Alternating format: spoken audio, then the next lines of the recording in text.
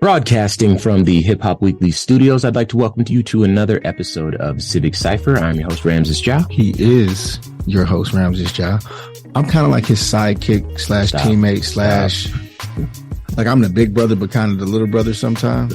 The big brother, that's what it is. But they call me Q Ward. Indeed, they do. Stick around. We got a lot in store for you today.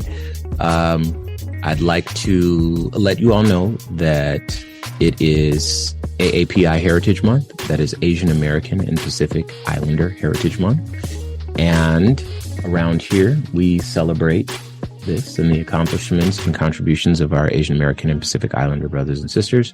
And so you hear more about that as we flow through the show.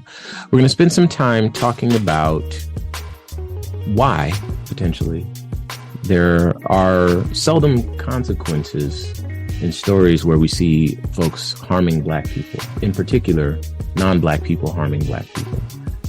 There's a few examples that are in the media right now that tell that story better than we could. And so we're going to kind of get into that, peel back a few layers and, examine what our path forward might be. And we're also going to spend some time talking about an incident in Elk Grove, California, where a Black teenager was harassed by a police officer on camera, and give you a glimpse into what it can be like to be Black and interact with police. We do this quite often on the show. This is another example. This is not dissimilar to experiences that both me and Q have had. And this is something that we feel gives you an aperture into that. So a lot to stick around for, but first and foremost, let's start off at the top with some Ebony Excellence. Shall we? We shall. So today's Ebony Excellence is sponsored by Major Threads, and we're going to talk about Ralph Yarl. There's an update from Sean King, and I will read it to you. This is our Ebony Excellence. He's recovering. So it goes, "Hey, everybody." This is from Sean King, by the way. "Hey, everybody. Wanted to give you all a beautiful update on the health condition of Ralph Yarl. He's healing and recovering well. Traumatic brain injuries just take time, and we're asking for your continued prayers. I remain in close contact with his family.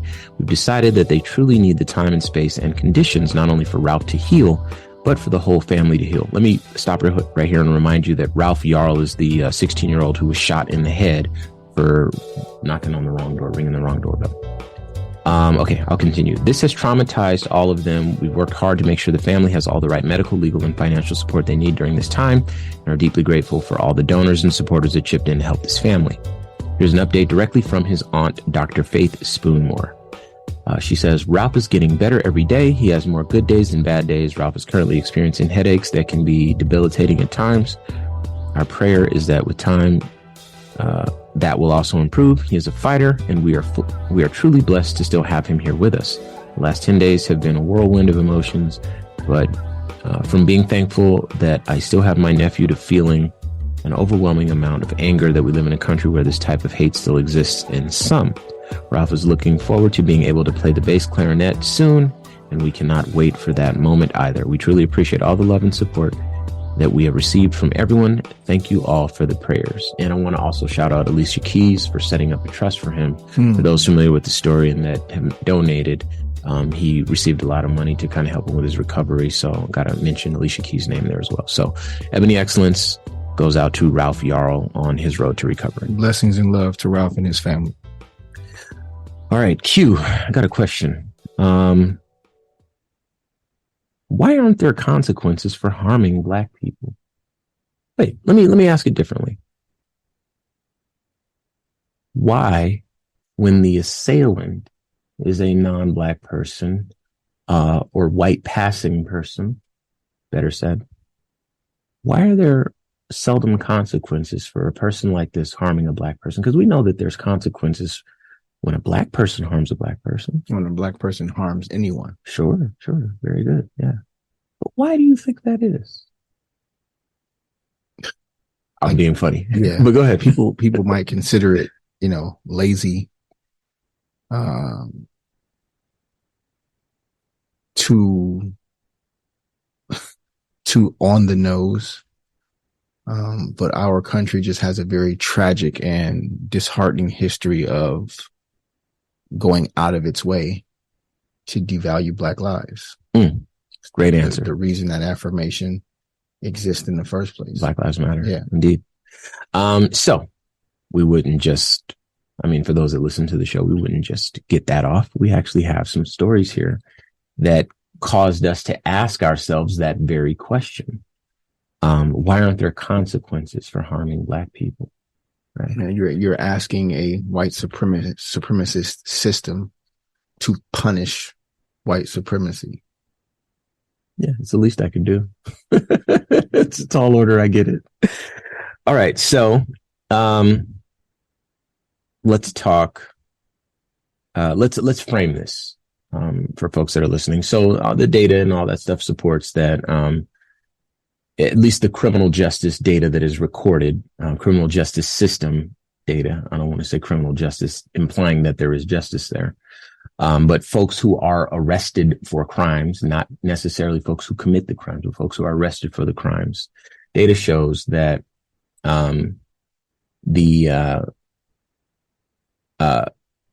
there's a conviction and the sentences are longer when the victim of the crime is white and the assailant is Black. The accused assailant. Sure. And that the inverse is true. When the white person harms a Black person, the criminal justice system tends to be a lot more lenient. If it's white and white or Black and Black, it is, it's not such a drastic thing. However, Black people are punished at an extremely higher rate than white people across every part of the spectrum in the criminal justice system. Okay, so there's some background for you. I'm going to read this. This comes from the Grio.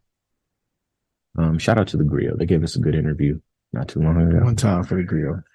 So the Grio has a story. And the headline is NYC woman who drove into BLM crowd gets no jail in plea deal. Okay, I'm going to read a little bit here. A New York City woman who plowed her car into Black Lives Matter protesters managed to evade jail time by cutting a plea agreement with the prosecution.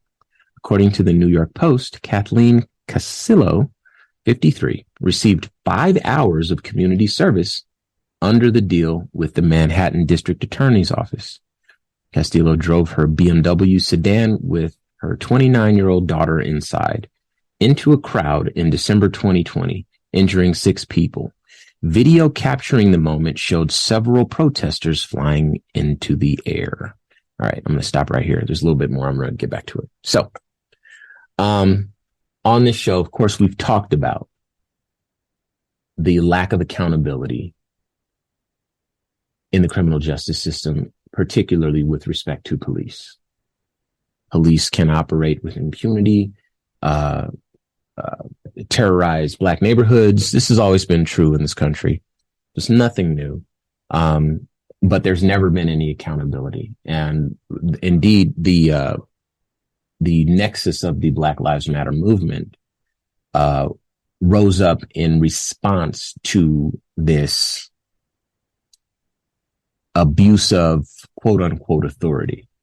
Granted, George Zimmerman, the man who killed Trayvon, was not a police officer. He was a security officer, a neighborhood watch or something like that. Let's rewind, because I don't want us to confuse even security officer with citizens on patrol vigilante. Sure. Neighborhood watch, like self-appointed keeper of the peace, sure, who followed, stalked, and murdered Trayvon Martin. Well, in the name of standing his ground, after pursuing. Yeah, I understood. No, I'm with you. The thing is, the way that the country approached George Zimmerman, or indeed the conservative facet of this country in the criminal justice system there in Florida, they approached him the same way that folks tend to approach police officers. You got blind support. You can do whatever you want. If the victim is Black or the deceased is Black, he must have done something wrong, right? So we talk about that a lot on the show. There's no accountability there. We talk about this is why the Black Lives Matter movement began. The affirmation exists. It's not to say that Black people don't have more problems than just police problems. We recognize that, but to have accountability to establish that Black life has value. And if you take it, you will be pursued. If a Black person kills a Black person and the law catches the person who does the killing, that person will be sent to jail. If a police officer kills a Black person, oftentimes there is no accountability. And so this is kind of the nexus of the Black Lives Matter movement, which is really just a rebranding and a rebirth of the movements, plural, that have existed in Black communities in this country, going back to, the Black codes and Jim Crow, when we had to figure out how to deal with early forms of policing and, terrorism from Ku Klux Klan and so forth. So police, we get it. Today, we're talking about citizens. Indeed, this particular citizen driving her car through a crowd of BLM protesters, sending people flying into the air.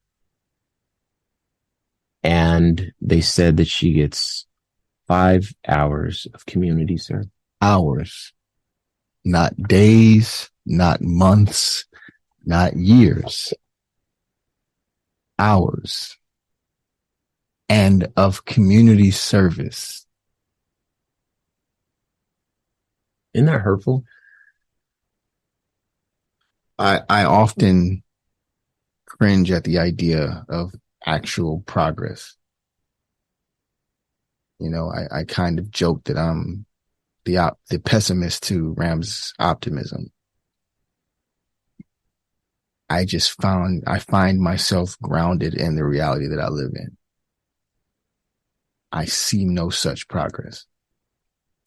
Well, 5 hours. We had this similar conversation with, I believe her name is Kim Potter. She's the officer that shouted taser, taser, taser, pulled out her gun and ended Dante Wright's life. Is Dante Wright or Dante White? Right. Right. Okay. And she went to prison for 16 months. I want to say something like that. It was like a 3-year sentence, but half of it had to be served and the other half was out. Like, first of all, she was convicted. The court determined her to be guilty of the crime she was accused of. And the sentence for said crime, for said conviction, the quote unquote accountability for having committed this crime. Okay. We're past determining whether or not she did it. She did it. She's guilty. Was 3 years. And even that was too much to ask.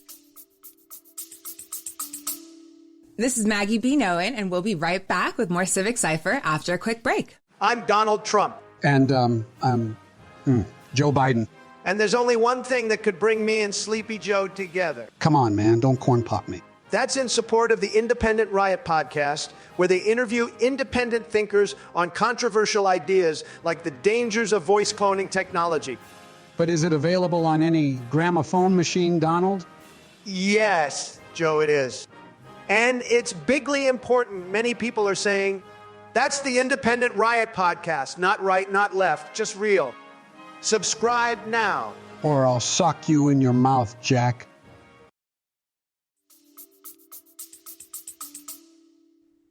Because they let her out. Yeah. Might be on house arrest or something like that right now. So here's the thing. It shows you exactly what the criminal justice system, one of the more visible facets of white supremacy in this country, shows you exactly what the criminal justice system thinks of in terms of the value of Black life. If you kill a Black kid, we'll call it 3 years. If you run some Black people over, we'll call it 5 hours of community service. So you see the insult there, and you see why the affirmations that we have are necessary, and that we need to sear these statements into the consciousness of this country. Because if you ran your car into a pack of, I don't know, wolves, bears, and anything. Dogs. Dogs, anything. People would be outraged. There's no way that you would get 5 hours of commute. It just wouldn't happen. And so again, we make this comparison all the time that the criminal justice system in this country, there's two sides of it, and we often experience the one side. Two very separate systems. Now I want to read a little bit more here, just because on this show we have to tell as much of the story as we can. So every argument has two sides. I'll read her side. Okay. Prosecutors with District Attorney Alvin Bragg's office said they consented to the new conditions because Castillo had no prior record, didn't flee the scene, did not plot to harm those protesting, and took responsibility for what happened. Pause for a second. Yep. They said she did not what? She didn't have a prior record. She didn't flee the scene, did not plot to harm those protesting. Okay, so yeah. So what does that mean when you run your car into a crowd? So This is what it says.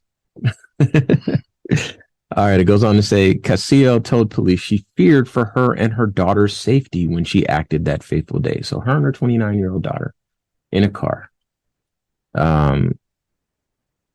They're afraid for their safety. They're in a car to protest. So they run people over, sending people flying into the air. All right, I'll finish. Demonstrator outside the courtroom disputed Castillo's assertions that she panicked and hit the gas because the crowd of protesters was, quote, aggressive. This is why I chose wolves. But dogs works too, because people care about dogs. If a dog is being aggressive, or you think a dog is being aggressive, there are people who will still come to the defense of that dog, and they'll say, well, the dog was afraid. The dog had every right to be aggressive. The dog, it doesn't mean you get to run the dog over. There are people who would lose their minds. So we live in a country where people would flip out over animal abuse. And what was the name of I believe a black child fell into a gorilla enclosure at a zoo. And to keep the child from being hurt, they either tranquilized or shot him. They shot the gorilla. The gorilla. Yeah. And people were outraged. Yeah. There's a 100% chance that this child is going to be harmed or killed. I believe that child was black, because I cannot imagine our country being as angry over someone trying to protect a white child. Well, in those same circumstances. I will raise you this next story here. This one comes from Time Magazine. Texas Governor Greg Abbott is trying to pardon a man convicted of murdering a BLM protester. This is just this past week. Okay. The fate of an Army Sergeant, Daniel Perry, who was found guilty of fatally shooting a protester at a Black Lives Matter demonstration in 2020, is up in the air as the Texas Pardon Board reviews the conviction for a possible pardon at the governor's request, and Perry's attorney pushes for a retrial. So the governor has requested that they look into this. Now I'm going to tell you a little bit about this story. On April 7th, Perry, a 35-year-old active duty sergeant at Fort Hood, was convicted of murder in connection with the death of Garrett Foster, 27, who was killed after Perry shot him during a protest in Austin, Texas in July 2020. Perry claims he acted in self-defense because he feared for his life after Foster, who was carrying an assault rifle under Florida's open carry law, allegedly made him feel threatened. Now, do you see how in both of these stories, the feelings and the security of the white individuals is very much centered, despite being, in my estimation, unfounded? If I have the protection of a car, None of the windows are broken. You know, I'm still in a car, right? And then I floor it, run people over. Who's the aggressor? Well, the criminal justice system seems to think, most likely the person that got run over. Sure, right? But we have to 5 hours of community service. We'll call it square. In this instance, this man is literally going to get away with murder at the governor's request. And we already know the story about Ralph Yarl, right? And, you may be saying to yourself, well, the wheels of justice are turning slowly. No, because the wheels of justice wouldn't be turning at all in the case of Ralph Yarl, the young man or the boy who knocked on the wrong door and was shot in the head and the arm. The police didn't even want to arrest, what's his name? Andrew Lester. They had to arrest him 2 days later because of public outcry. I was going to say the police didn't arrest. Not they didn't want to. They didn't. Exactly. Went to the police station, went home. Statement, went home. I was afraid. That's why I shot him twice. That's why I opened the door. That's why I went and got my gun and then opened the door and then shot him because I was terrified. So there's another story that's just like this, and you'll start to understand this sort of pattern. I had the privilege of speaking with Ahmaud Arbery's mom a few days ago for a show I do with the Black Information Network. And we talked about how she's honoring her son's, memory and making sure that people continue to say his name, that he wasn't just a person who was born to live those few years and die and be remembered as a person who died. In her estimation, her belief that he's worth more than just being remembered for dying. And I think that that's more than fair. But the story there is that there were some people in Florida who saw him in a neighborhood and in a like abandoned house or a house that was like a construction site or something like that. Just investigating, checking it out. It's cool to see how stuff comes together. I know. I built houses before. Well, I didn't build them myself, but I had houses built to live in them ultimately. Interesting to see how they lay the floors in and frame the walls and stuff. And my neighbors' houses as they were going up as well. Anyway, maybe wrong place, wrong time, but some folks didn't like that. So they went and got their guns. Go ahead. Even if he was full on trespassing, it wasn't their house. Posted signs, don't come over here. The punishment for that isn't death. Is not and should not be murder by citizens on patrol. Exactly. What gives you the right to end the life of... Hang on, before we get there. This story, for those that are not familiar, they jumped in their trucks. This is in the South, in Georgia. So they're in their trucks, chasing them down. They jump out of the trucks. They start wrestling. He tries to run away. Yeah. And I hope you never have to watch the video, but they shot Ahmaud and he died in the street. And I think it took 2 months before the police actually went back and arrested. They knew what happened. The day they came and they was like, yeah, we shot him. Actually obstructed justice. Yeah. Like actual members of local politics and local law enforcement went out of their way to make sure these men didn't get in trouble for it. Exactly. So, the question we ask is, why aren't there consequences for harming Black people? Again, a question that we've asked with respect to police officers. And now we're asking it with respect to just ordinary citizens who feel like driving their car through a crowd of protesters or bringing assault rifles to BLM protests, or ringing doorbell, or going to the store to get Skittles and walking to a friend's house in the case of Trayvon, or in Ahmaud Arbery's case. And not only not being held accountable, but being held up as heroes. Yeah, that happens too. Getting sometimes. book deals and going on tours and signing autographs and posing with politicians Sure. after murdering people that look like us. It's like a sickness, man. There's like a sickness that exists in this country. But the reason we wanted to talk about this is because it's important that you understand the context of the affirmations that we chant, Black Lives Matter.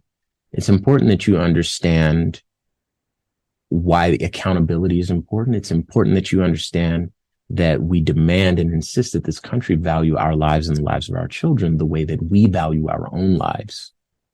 And until that day happens, stories like this will continue to explain exactly where this country stands.